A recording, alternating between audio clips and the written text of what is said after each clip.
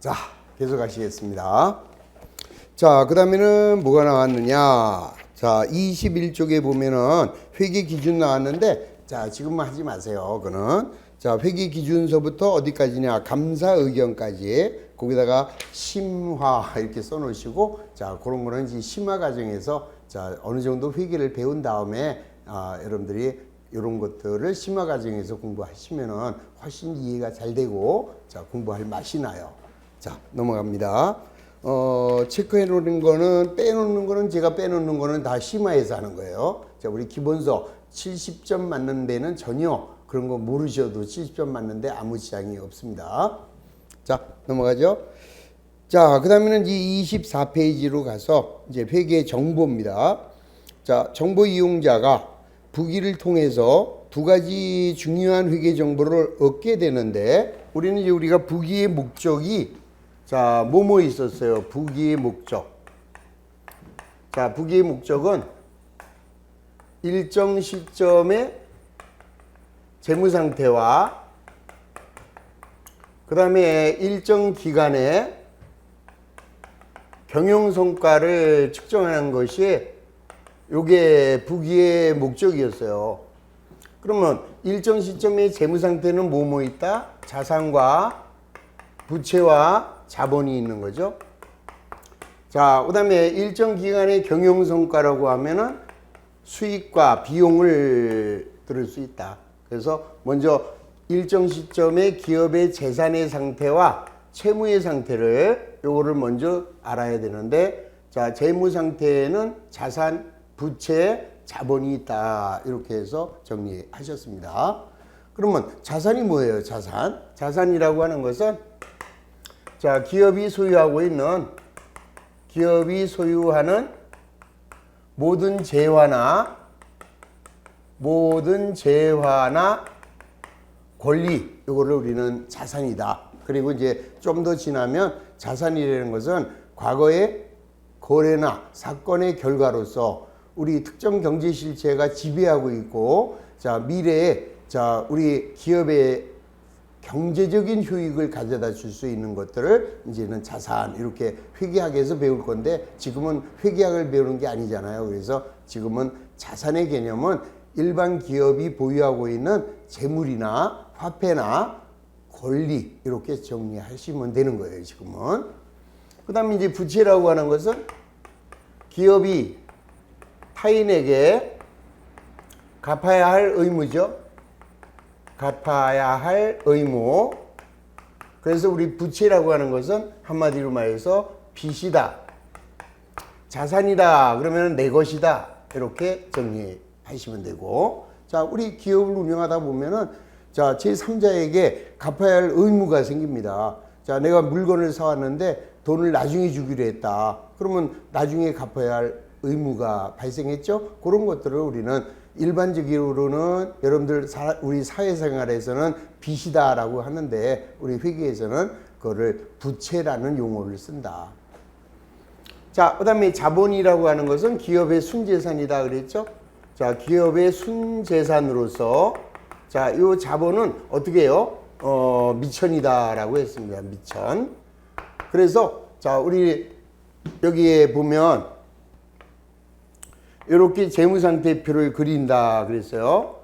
자, 재무상태표를 그리면 자, 차변에는 자산을 기록해야죠. 그 다음에 대변에는 부채와 자본을 기록을 하는데, 우리 회사의 자산이 100만 원이고 자, 부채가 40만 원이다 라고 한다면 우리 회사의 자본은 얼마가 되는 거예요? 60, 이렇게 되겠죠. 자, 그래서 이제 내가 60만 원을 투자해서 자, 장사를 하려고 하는데 돈이 모자라요. 그래서 누구한테 40을 빌렸죠. 그러면은 내 돈 60에다가 빌려온 돈 40만 원이 우리 회사를 운영할 수 있는 자금이 마련이 된 거죠. 그래서 우리 요거를 자산이라고 하고, 얘를 부채라고 하고, 얘를 자본이라고 하는데, 그러면 이제 우리는 어떤 등식을 하나 만들 수 있어요. 기업의 자산에서 기업의 부채를 차감하게 되면 뭐가 나와요? 자본이 나오는 거죠.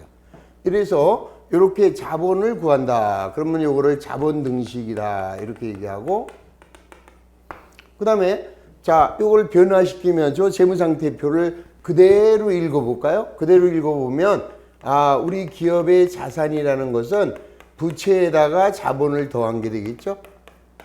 자, 우리 자산 100만 원은 우리 기업이 갚아야 될 부채 40만 원에다가 우리 기업의 순재산 60만 원을 더하면 자산이 나오게 되는 거죠. 그래서 이거를 우리는 뭐라고 불러요? 자산 등식. 자, 얘는 자산 등식이라고 하고, 또 요 자산 등식은 가만히 보니까 재무상태표와 똑같은 형태로 나누고 있네요. 그래서 얘를 자산 등식 또는 재무상태표 등식, 재무상태표 등식이라고 한다. 이렇게 해서 등식 이름 정도 하나 만들면 되는 거죠.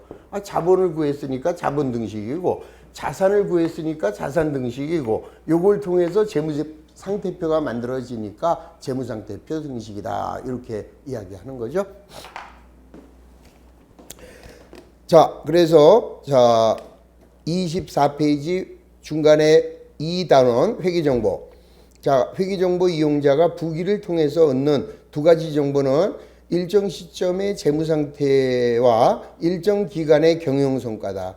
자, 이들은 각각 재무상태표와 손익계산서라는 형식을 통해서 제공이 되고 있다. 자, 먼저 자산. 기업이 경영활동을 수행하기 위해서는 현금이나 상품, 비품이나 건물 등의 재화가 필요하고, 자, 이러한 재화의 거래를 통해서 빌려준 돈, 대여금이라든지 받을 채권, 매출 채권 등의 채권이 발생하게 된다. 자, 자산은 기업이 소유하고 있는 재화와 채권으로서 미래의 현금 유입이 기대되는 자원이다. 자, 자산은 과거 사건의 결과로 보고 기업이 통제하고 있는, 자, 거기다 밑줄 하나 그을까요? 현재의 경제적 자원. 요게 이제 우리 이 개념 체계라는 것이 국제회계 기준의 개념 체계가 개정이 됐어요. 그래서 옛날에는 과거의 거래나 사건의 결과로서 특정 경제 실체가 지배하고 있으며, 자, 미래의 경제적 효익이 예상되는 미래의 경제적 효익이다 이랬거든요. 근데 이제는 미래의 경제적 효익이라고 안 해요. 현재의 경제적 자원, 이렇게 내용을 바꿨습니다. 자, 거기서 밑줄 그어보면 자산이란 과거의 사건의 결과로 보고기업이 통제하고 있는, 거기다 화살표 하시고요, 현재의 경제적 자원, 이렇게 이 미래의 경제적 효익이라는 말을 안 쓴다는 거죠. 그래서 현재의 경제적 자원을 자산이라고 한다. 자, 오른쪽에 보면은 자산의 종류, 현금이나 현금성 자산, 대여금이나 상품, 제품, 외상매출금이나 받으러옴, 매출채권이나 미수금, 비품이나 건물, 선급금. 자, 요거는 개정 과목들을 좀 외우고 계셔야죠. 이거 뭐 기초회계에서 다 하고 왔던 거니까 대충 한 번만 쳐다보시면은 뭔지 알고, 또 몰라도 좋아요. 모르면 우리는 이제 기본서잖아요. 기본서에서는 강론으로 들어가서 현금이 뭐냐, 현금의 종류, 이런 걸 배우게 돼요. 현금이 뭔지 모를 사람 어디 있어요? 돈이 현금이죠. 그런데 우리 회계에서 보는 현금의 범위는 그보다 훨씬 광범위하죠. 그래서 뒤에 가서 한 1시간 정도 현금에 대한 공부를 할 겁니다.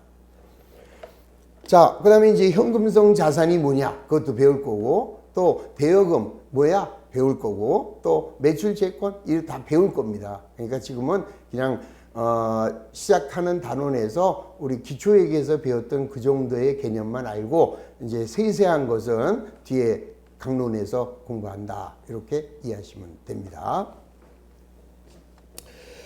자, 박스 문제. 자산과 관련된 내용을 설명한 다음의 항목 중에서 옳지 않은 것이다.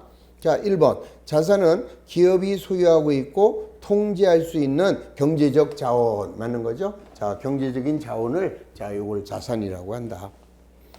그 다음에 2번. 자산은 과거 사건의 결과로 생기는 거죠. 과거의 어떠한 경제적 사건에 의해서 발생하고, 그 다음에 3번. 자산은 소멸되지 않는 원가다. 이게 무슨 말이냐면요, 내가 구입을 해요. 구입을 할 때는 자산이잖아요. 근데 얘는 사용하게 되면 비용으로 바뀔 수도 있죠. 없어질 수도 있고 비용으로 바뀔 수도 있고. 자, 예를 들어서 내가 우리 회사에 복사용지라든지 볼펜이라든지 이런 물건들을 사오면은 소모품이잖아요. 근데 소모품을 얼마 사왔느냐? 100만 원 사왔는데 금년에 80만 원을 사용을 했어요. 그러면 100만 원 중에서 80만 원은 사용했으니까 걔는 비용이 되는 거고, 그럼 20만 원은 아직 안 사용했으니까 소멸되지 않았잖아요. 그래서 이게 미소멸원가, 미소멸된 게 자산이다, 이렇게 이야기를 하는 거예요. 자, 4번. 타인 자본과 자기 자본의 합계는 자산의 합계와 같다. 자, 이게 무슨 말입니까? 요거는 순수한 자기 자본이잖아요. 이건 자기 자본이고요. 부채는 남한테 빌려와서, 자, 빌려온 돈이에요, 요거는. 그래서 요거는 타인 자본이다, 이렇게 얘기를 해요. 그러면 타인 자본 60에다가 40에다가 자기 자본 60을 더하면 그게 이제 우리 회사의 자산이다, 이렇게 얘기를 하는 거죠. 자, 그래서 4번 타인 자본과 부채와 자기 자본, 자본의 합계는 자산의 합계와 같다, 맞고. 자, 5번 자산 합계는 자본 합계에서 부채 합계를 차감한 거다. 정신 나갔죠? 자, 자산은 자 뭐래요? 자본 합계 60만 원에서 부채를 더해야지 여기서 얘를 뺀대. 그러면 20이 된다고요? 안 됐죠. 그래서 5번이 틀렸죠. 자, 다시 봅니다. 자산 합계는 자 자본 합계에다가 뭐를 부채 합계를 더하는 것이다. 이렇게 우리 기초 회계에서 다 배운 내용이니까 간단하게 이런 게 정리하실 수 있으면 되는 거죠. 자, 그다음에 2번 부채. 자, 부채는 뭐라고 그랬어요? 기업이 타인에게 갚아야 할 빚을 우리는 부채라고 했습니다. 자, 이것도 역시 마찬가지예요. 과거의 거래나 사건의 결과로서 특정 경제 실자가 부담하고 있죠. 그리고 그 이행을 하기 위해서는 내가 가지고 있는 자원이 희생돼야 되겠죠. 자, 이렇게 과거의 거래나 사건의 결과로서 특정 경제 실체가 부담하고 있고 그 이행에 자원의 유출이 예상되는 현재의 의무를 요를 부채라고 한다. 근데 뭐 지금은 아직까지는 뒤에 가서 그렇게 배울 거고, 지금은 우리 기업이 누구에게 갚아야 될 빚이 있으면 그를 부채라고 한다. 요 정도만 이해하시고 넘어가면 돼요. 자, 다음 페이지로 넘어갑니다. 26. 자, 부채 계정 과목. 자, 이거 가리고 앞에 거를 좀 가리시고, 자, 뒤에 거 가지고 검토하는 거죠. 자, 상품을 외상으로 매입했대요. 그러면 외상 매입금. 자, 상품을 외상으로 매입하고 발생하는 어음상의 채무, 그러면은 지급어음이죠. 근데 이것도 받으러옴, 지급어음, 이것도 이제 우리 기본서 뒤에 가서 어음 파트에서 다시 배우게 되니까 조금 뭐 미진한 것들은 그때 가서 정리하면 되는 거고. 자, 그 다음에 상품을 외상으로 매입해서 발생하는 채무로서, 자, 조금 아까 얘기한 외상 매입금만 있죠? 그 다음에 지급어음이 있죠? 요거 두 개를 우리는 매입 채무다, 이렇게 얘기를 하는 거죠. 자, 그러니까 다시 한번 얘기하면은 우리는 상거래잖아요. 자, 상거래에서 가장 중요한 것은 우리가 만든 상품이나, 자, 우리가 사온 상품이나 우리가 만들어낸 제품, 자, 얘들을 팔아서 기업은 자금을 충당하게 되잖아요. 그러니까 이런 것들이 상거래고, 그 다음에 상거래 이외가 있죠. 상거래 이외. 자, 뭐 예를 들어서 돈을 빌려준다든지 또는 돈을 빌려온다든지 이런 거는 상거래가 아니잖아요. 물론 금융기관은 돈을 빌려주는 게 걔들은 그게 상거래예요. 그래서 걔네들은 자, 돈을 빌려주는 게 수익이 되는 거죠. 바로. 근데 여기서는 우리는 일반적인 기업이기 때문에 자, 누구에게 돈을 빌려준다. 그러면은 요거는 상거래가 아니다. 이렇게 되죠. 그래서 대여금이나 자, 미수금 같은 거 이런 걸 얘기해요. 그러면은 자, 예를 들어서 상품을 또는 제품을 자, 사왔습니다. 뭘로? 외상으로. 그러면 이때는 외상 매입금이 되겠고, 자, 상품이나 제품을 매입하고 어음을 발행했대요. 그러면 얘는 지급어음이 되겠죠. 그러면 요거 두 개는 상거래와 관련이 있기 때문에 얘를 매입채무다, 이렇게 얘기를 하는 거죠. 매입 채무라고 하는 거고, 그 다음에 이제 우리가 빌려옵니다. 돈을 빌려오는 거를 차입금. 그 다음에 상품이 아닌 물건을 사고 대금을 아직 안 줄 수 있잖아요. 그때는 외상매입금이라고 하면 안 돼요. 그러면 이때는 미지급금이다 이렇게 얘기하겠죠. 그러면 요거는 기타의 채무다 이 소리죠. 기타의 채무. 그러면 요거의 반대는 어떻게 돼요? 자, 상품을 팔았는데 돈을 못 받았다. 그러면 외상매출금. 그 다음에 상품을 매출했는데 거래 상대방이 나에게 어음을 줬다. 그럼 받으러. 그럼 이것들을 우리는 매출채권 이렇게 얘기를 하는 거고, 그 다음에 여기서 누구에게 돈을 빌려줍니다. 대여금. 그 다음에 상품이 아닌 물건을 팔았는데 돈을 아직 못 받았다. 그럼 미수금이죠. 그러면 이거는 기타의 채권이다 이거죠. 자, 기타 채권 이렇게 해서 자, 상거래냐 상거래가 아니냐 요거를 이제 구분하시라는 거예요. 그래서 외상매입금과 지급보험 요거를 우리는 매입채무라고 하는 거다. 그렇게 이해하시면 되겠죠. 자, 그 다음에 상품을 판매하기 전에 먼저 받은 돈, 자, 그거를 선수금이라고 하고, 그 다음에 상환기간이 1년 이내에 도래하는 빌린 돈을 단기차입금이라고 하고, 그 다음에 상거래 이외에 갚아야 할 의무, 요거를 우리는 자, 뭐라고 했어요? 미지급금이라고 그랬죠? 자, 상품을 샀는데 대금을 아직 안 주면은 외상매입금이 되는 거고, 상품 이외의 물건을 구입했는데 돈을 아직 안 줬다 그러면은 미지급금이다 이렇게 되는 거죠. 자, 그 밑에 채권 채무의 대응 관계 잘 보세요. 선급금과 선수금, 외상매출금과 외상매입금, 받으러옴과 지급보험. 그래서 그 두 개를 외상매출금과 받으러옴을 퉁쳐서 매출채권. 자, 그 다음에 외상매입금과 지급보험을 퉁쳐서 매입채무라고 하는 거다. 그 다음에 이제 미수금과 미지급금이 있고, 그 다음에 대여금과 차입금이 있는데 서로 이제 상반되는 건데, 자, 지금 모르셔도 좋다. 자, 제가 아까 말씀드린 대로 우리 기본서에 들어가면 요거 가지고 자, 대여금, 차입금, 그 다음에 선급금, 선수금, 미수금, 미지급금 이런 거 다 배워요 다시. 그러니까 그때 가서 정리하셔도 좋고, 아니면 그냥 눈팅 먼저 하나 해놓으시는 거고. 자, 그 다음에 자본은 기업의 총 자산에서 기업이 부담할 부채를 차감한 잔여 지분을 말한다. 그래서 자본은 자산 중에서 소유주에게 귀속되는 거죠. 그래서 얘를 우리는 다른 말로 소유주 지분. 자, 소유주의 몫이다 이거죠. 자, 소유주 지분 또는 소유주를 우리 주식회사에서는 주주라고 하잖아요. 그래서 주주 지분, 자, 주주의 몫, 소유주의 몫 해서 얘를 자본이라고 한다. 그러니까 자본이라는 것은 기업의 순재산으로서 기업이 가지고 있는 모든 자산에서 자, 갚아야 될 빚을 뺀 나머지가 자본이다. 이렇게 이해하시면 되겠습니다. 자, 그 다음에 거기 보면은 자본금과 잉여금 이렇게 나왔는데 나중에 자본은요, 좀 무지막지하게 복잡합니다. 그래서 자본금 설명하면 이 칠판 하나가 가득 다 설명을 해야 돼요. 한 1시간이 뭐야? 자본에게만 아마 한 9시간 정도 공부를 하셔야 돼요. 그때 가서 자세한 거 배우기로 하고, 오늘은 그냥 포괄적인 개념으로서 자본은 기업이 가지고 있는 자산에서 부채 뺀 거다. 이렇게만 이해. 자, 중요 기출 문제.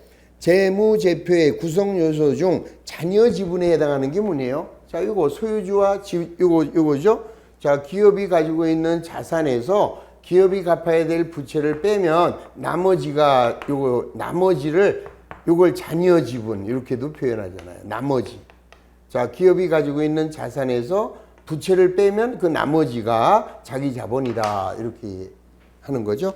자, 따라서 잔여 지분에 해당하는 거, 이는 자본. 뭐 간단한 문제가 되겠죠. 이게 이런 게 어떤 사람은 이런 게 시험에 나와요 그래요. 나왔잖아요. 재작년에 22회. 지금 22회니까 작년에 나왔다는 이런 얘기잖아요. 아무것도 아니에요.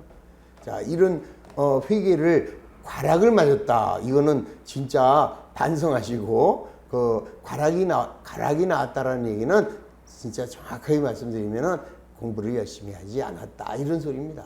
그러니까 체계적으로 무조건 공부한다고 해서 점수가 올라가는 건 아니잖아요. 체계적으로 제가 진행하는 대로만 따라오세요. 그러면 무조건 우리 기본서에서 70점 이상 나옵니다. 기본서만 갖고도. 자, 오른쪽으로 갑니다. 27페이지. 자, 그러면 재무상태표가 뭐냐? 그럼 이거죠. 일정 시점에 재무상태를 나타내는 표. 요게 이제 재무상태표 이렇게 되겠고. 자, 그 다음에 일정 기간에 경영성과를 나타내는 표. 요거를 우리는 손익계산서라고 한다. 손익계산서 재무상태표. 이렇게만 이해하시고. 그러면 재무상태표에는 왼쪽에는 자산, 오른쪽에는 부채와 자본이 기록된다라는 거. 그 대원칙에 따라서 기록을 하면 되죠. 자, 그 다음에 거기 그 중간에 보면, 자, 다른 말로 뭐라고 써놨어요? 자, 여기 뭐라고요? 자, 어디서 자본이 생겼느냐 이거죠. 그래서, 자, 이거는 뭐예요? 자금의 원천이 어디냐? 그래서 어디다 사용을 했느냐? 그래서 자금의 운용 이렇게 되는 거죠. 그래서 여기를 자 어디서 자금이 생겨서 어떻게 사용했느냐? 그 옛날에 뭐라 그랬어요? 이걸 재무상태표라고 하기 전에는 자 차변과 대변을 비교하는 표다. 그래서 대차대조표라고 했다며 대차대조표라고 하다가 자 지금은 재무상태표라고 하고. 또 대차대조표라고 하기 전에는 뭐라고 불렀다고요? 어디서 와서 어디로 갔니 표 이렇게 불렀다 이 소리죠. 어디서 왔어요? 뭐 빌려오고 내가 내고. 그래서 어디로 갔어요? 우리 기업이 보유하고 있는 자산의 형태를 나타내는 거죠. 자, 그래서 오른쪽에는 자금이 어디서 조달이 됐는지 자금의 조달 원천을 기록하고 그 다음에 왼쪽에는 조달된 자금을 어떻게 운용했는지 이걸 사용하게 된다. 자, 기본 문제. 주식회사 한국은 X1년 12월 31일 시점에 재무상태가 다음과 같다면 12월 말일 시점에 재무상태표를 작성을 해요. 그러면 자, 이거 한번 작성을 해보면 되죠. 자, 재무상태표는 어떻게 작성이 되느냐? 이렇게 되는 거예요. 이렇게.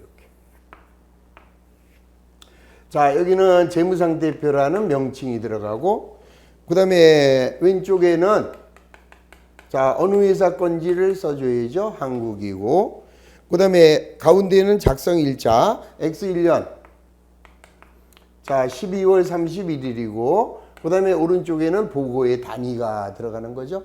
그리고 자산이다 생각하시면은 차변에 기록하시고 부채다 생각하시면은 대변에 기록하면 되는 거죠. 자, 우선 현금은 자산이니까 차변에 씁니다. 자, 차변의 현금 얼마예요? 12만 원. 자, 그 다음에는 외상 매출금.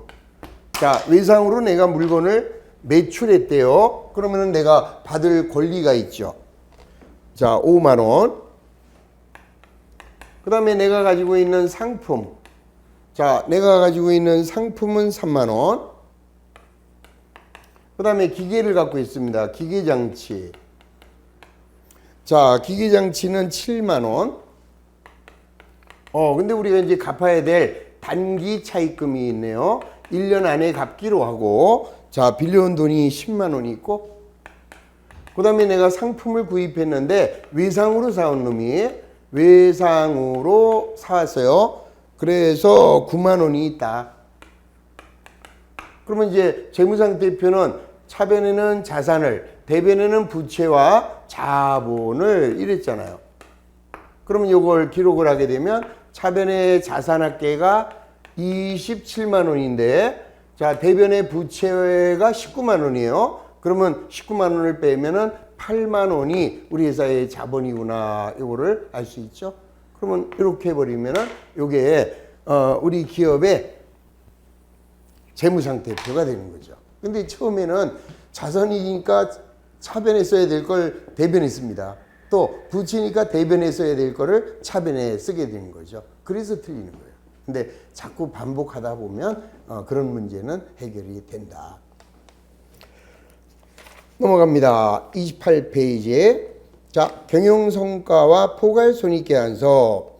자, 이 포괄손익계산서라는 거는 지금 아까도 말씀드렸듯이 지금은 손익계산서라고 생각하시고요. 나중에 이제 자본 파트를 배우면 자본 파트 속에 기타 포괄손익이라는 항목이 나와요. 그것 때문에 우리가 손익계산서를 작성할 때는 포괄손익계산서라는 거를 작성하게 돼요. 그러니까 지금은 포괄자가 붙어도 그냥 무시, 똑같은 거다. 손익계산서다. 이렇게 생각하시면 됩니다. 자, 따라서 이 손익계산서는 이거잖아요. 일정 기간의 경영성과를 측정하는 거다.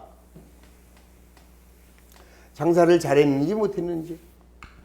그래서 수익이라고 하는 것은 자, 기업이 영업활동을 통하여 자본의 증가를 가져다 주면 요거를 우리는 수익이다 이래요. 비용은 반대죠. 기업이 영업활동을 통해서 자본의 감소를 가져다 주면 얘를 비용이라고 한다. 그러니까 경영활동을 통해서 자본이 늘어나도록 만들면 그러면은 수익이라는 거죠. 자, 여기서 주주와의 거래는 제외해야 돼요. 주주와의 거래는 집어넣으면 안 되는 거죠.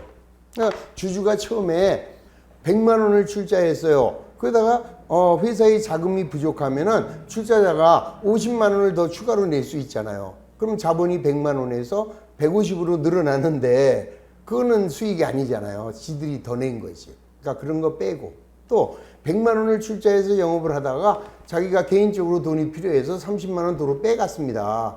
그럼 그거는 비용이 아니잖아요. 지가 빼간 거지. 그래서 주주와의 거래에서 자본이 늘거나 자본이 주는 거는 빼고 자, 기업의 경영활동을 통해서 자본이 늘어나면 수익, 자본이 감소되면 비용이다. 이렇게 이해하시면 됩니다. 자, 그래서 이제 거기 보시면 자, 수익에는 뭐 간단하게 이자를 받았다. 이자 수익. 그 다음에 우리 건물을 빌려주고 세를 받았대요. 임대료. 그 다음에 내가 다른 회사에 주식을 갖고 있더니 배당금을 받았대요. 배당금 수익. 그 다음에 이제 수수료를 남에게 용역을 제공하고 수수료를 받으면 수수료 수익. 이렇게 뭐 간단하게 이제 수익의 개념만 적어놨죠. 자, 그러면 이제 비용에는 뭐야? 자, 매출원가. 그 다음에 종업원에게 지급한 월급, 급여. 자, 그 다음에 건물을 빌렸을 때 지급되는 집세를 임차료. 자, 빌린 돈에 대한 이자를 이자 비용. 또 대가, 남의 일을 시키고 남에게 일을 시키고 대가를 지급했다 그러면 수수료 비용. 뭐 등등이 엄청 많죠. 그냥 간단하게 개념만 다시 한번 정리하셨습니다. 자, 작년 올해 문제죠. 23회니까 우리 내년에 24회를 보는 거고. 자, 뭐라고 나왔어요? 자본을 증가시키는 거래가 뭐겠느냐? 그러면 수익이 생기는 거를 찾아주면 되잖아요. 자, 1번 고객에게 용역을 제공하고 수익을 인식했대요. 그럼 뭐야? 고객에게 용역을 제공하고 내가 돈을 받은 거죠. 그럼 차변에 현금 들어오면서 자, 대가를 받았어요. 수수료 수익이 이렇게 늘어나요. 그러면 자, 수수료 수익이 생겼으니까 자본은 늘어나겠죠. 그래서 1번이 바로 자본의 증가의 거래가 되는 거죠.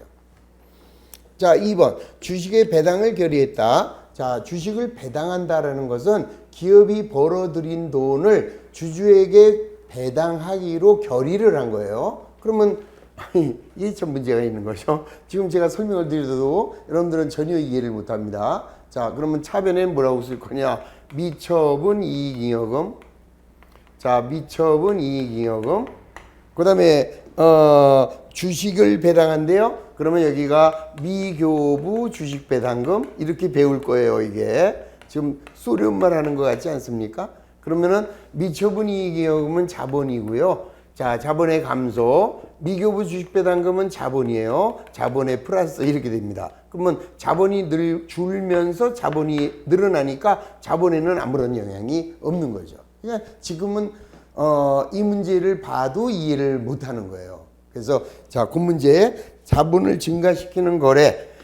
이것도 이제 제가 기본서 끝난 다음에 이 뭐예요? 그 심화해서 요거는 해드릴게요. 심화가 아니라 이거는 기본서 배운 다음에 되돌아와서 요 문제를 꼭 풀어드릴 겁니다. 그러니까 지금은 요게 이해가 안 되시니까 딴 거는 돼요. 자, 유통하고 있는 자기 회사의 주식을 취득했다. 그러면 이것도 안 되네.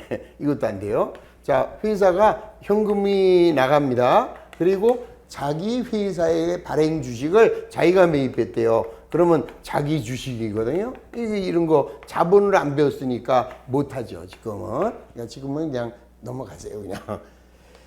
자, 4번 같은 거는 되죠. 소모품을 외상으로 구입했대요. 그러면 소모품이라는 자산이 증가하죠. 소모품. 자, 그 다음에 외상으로 사왔으면 아직 안 줬으니까 부채가 늘어나죠. 그러면 자본에는 아무 영향이 없죠. 자, 무슨 말이냐면은 여기 봐요.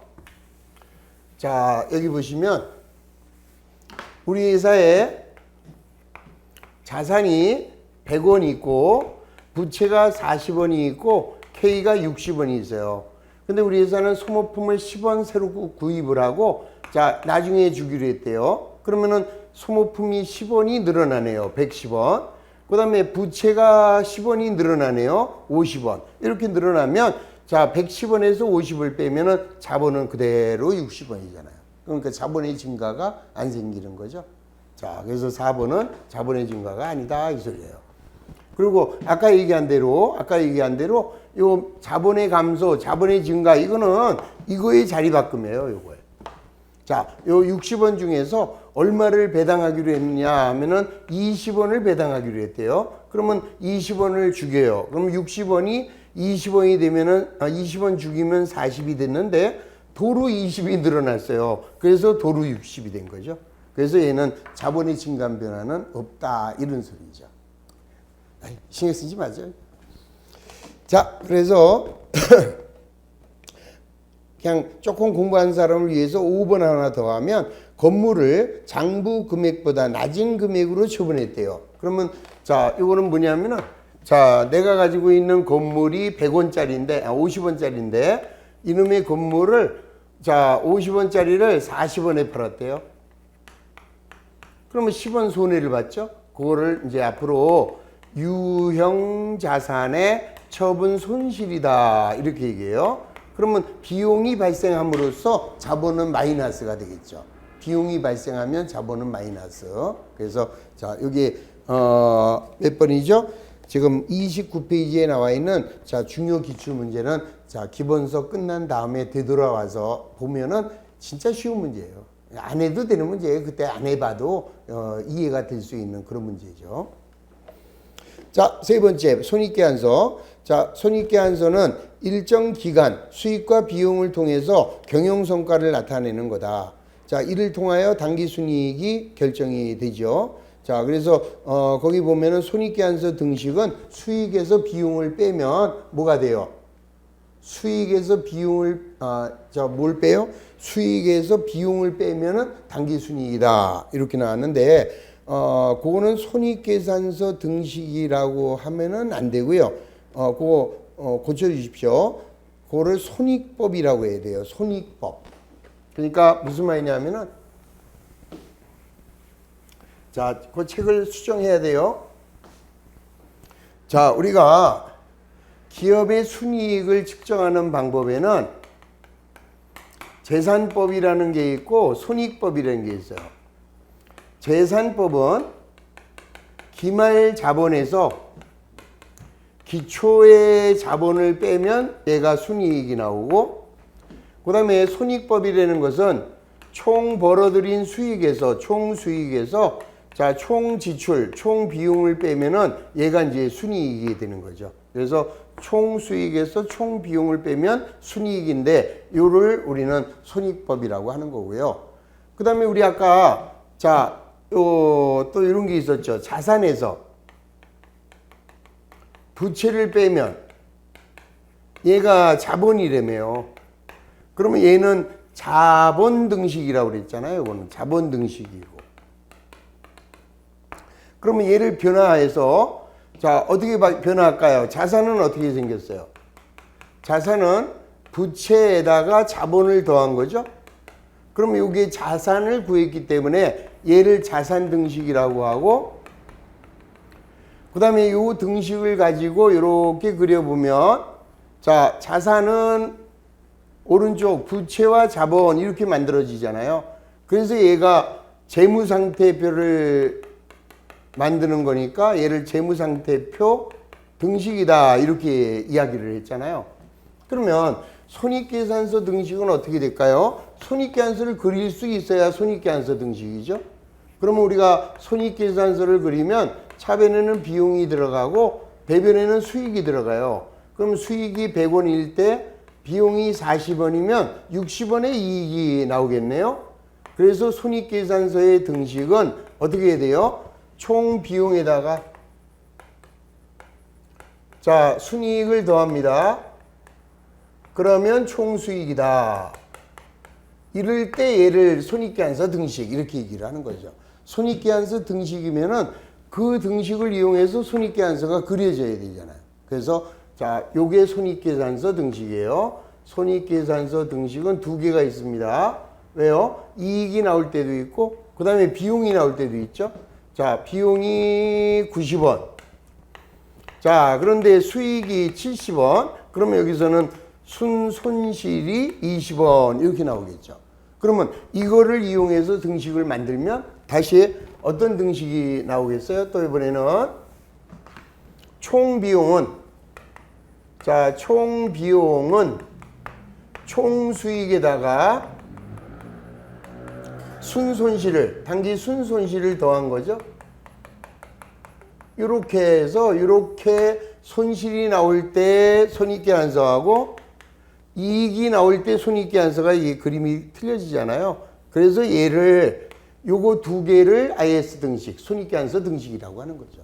그래서 지금 여기 책에 손익계산서 등식은 수익에서 비용을 뺀 거다. 그러면 안 된다고요. 안 되고 그 밑에 보세요. 자, 단기 순이익이 발생하는 경우에 손익계산서 등식은 총 비용에다가 순이익을 더한 것은 총 수익과 같다. 이렇게 만들어져야 이게 손익계산서 등식이죠. 그리고 그 박스 안에 맨 위에 손익계산서 등식하고 수익 마이너스 비용은 단기 순이익은 아니다. 그거는 뭐라고요? 수익에서 비용을 뺀 게 순이익이다. 이거는 손익법이라는 공식이다. 이거예요. 손익법. 그래서 거기 손익계산서 등식을 손익법 등식 이렇게 바꿔주시는 게 좋겠습니다. 자, 넘어가십니다. 자, 그 다음 페이지에 30페이지에 가면은 단기 순손실이 발생하는 경우에 손익계산서 등식. 조금 아까 했죠? 자, 총 비용은 총 수익에다가 단기 순손실을 더한 거와 같다. 요게 이제 손실이 나올 때 손익계산서 등식이고 요거는 이익이 나왔을 때 손익계산서 등식이다. 이렇게 보셔야죠. 자, 그러면 이제 30페이지 하단에 자, X1년 한국의 자료를 이용하여 계정식 손익계산서를 작성하래요. 그럼 이제 간단하게 손익계산서 그려보면 되는 거죠. 자, 손익계산서는 자, 어떻게 그려집니까? 이렇게 해주고요. IAS 그 다음에 주식회사 한국 자, 그 다음에 2000X1년 1월 1일에서 12월 말일 보고 다니는 돈 이렇게 해서 비용이다 생각하면 차변에 쓰시고 수익이다 하시면 대변에 쓰면 되겠죠. 자, 그럼 나온 대로 상품 매출이익은 22만 원. 그러면 상품 매출이익은 수익이니까 대변에 자, 상품 매출이익을 22만 원 이렇게 씁니다. 아, 참 좋은 생각이 났어요. 지금 이거를 잠시 일시정지하시고 요거를 손익계산서를 꾸며보세요. 손익계산서를 작성을 하셔가지고 조금 있다가 이제 제가 그린 거하고 맞아요. 그러면 계속 가시고 몰랐는데 나 이거 해본 적이 없는데 그러시는 분들은 더 이상 기본서 강의를 들으시면 안 돼요. 그런 분들은 어디로 간다? 기초회계. 자, 기초회계에 가서 다시 1강부터 강의를 잘 듣고 빨리 듣고 그리고 기본서로 오시기 바랍니다. 자, 다 하셨죠? 자, 확인합니다. 자, 그 다음에는 뭐야? 급여네요. 그럼 급여는 비용이잖아요. 그럼 차변의 급여 4만 원. 자, 그 다음에 임차료. 임차료가 뭐예요? 주는 집세. 자, 지급하는 집세가 임차료, 받는 집세는 임대료. 자, 그 다음에는 수수료 수익. 자, 수수료 수익. 자, 수익이니까 대변. 자, 그 다음에는 이자 비용이 나왔네요. 차변에. 자, 이자 비용은 얼마? 5만 원. 자, 그 다음에 여비교통비. 자, 여비교통비는 비용이니까 7만 원. 그 다음에 임대료. 임대료는 받는 집세죠. 자, 대변의 임대료가 얼마예요? 9만 원. 그 다음에는 광고선전비 비용이죠.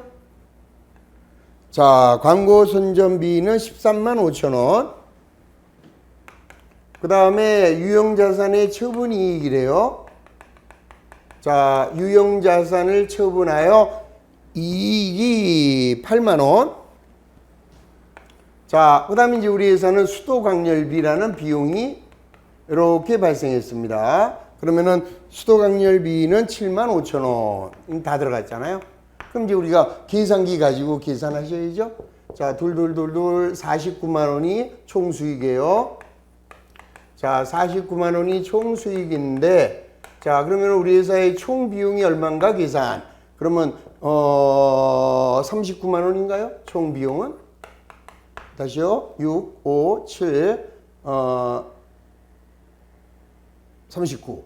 그러면은 자, 수익이 비용보다 10만 원이 더 크네요. 그럼 모자라는 쪽에다가 당기 순이익이 10만 원 이렇게 써주면 이렇게 하면은 자, 대차가 39만 원으로 정확하게 나왔고, 자, 여러분들이 지금 요 당기 순이익이 10만 원 나오셨다. 그러면 이제 우리 기본서 계속 들으실 자격이 생긴 거죠.